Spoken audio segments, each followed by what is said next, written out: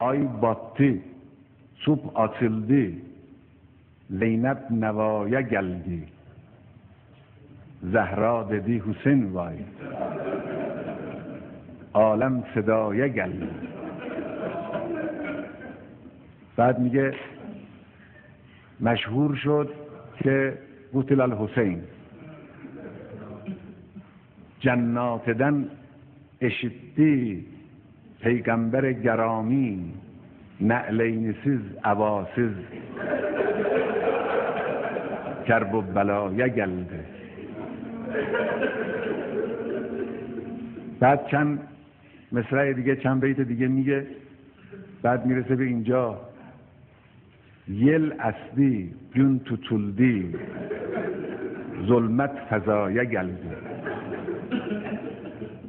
مایه های مرثیه‌ای این شعر خب در اوج دیگه، اما شعر مرثیه و مصیبت اینجور تصویرسازی در او کم نظیره، خیلی با عظمته.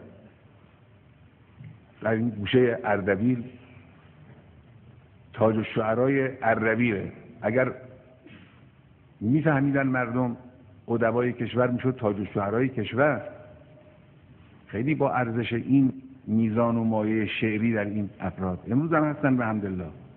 امروز عصری من در بین جوان‌ها یک بیت خوندم از یکی از شعرای معاصر اردبیل. این بیت خوندم که yüzünde gam tabu tabin göremiyorum ya Rab. Gözünde jale hubabin göremiyorum ya Rab. از لحاظ غزلی واقعا برجسته است. خب حالا یک بیتم اینجا من یادداشت کردم از آقای شاهی که ایشون میگن گرک ظهور ده حق سجع و وزن و قافیدن. بله آقا وجودی داره.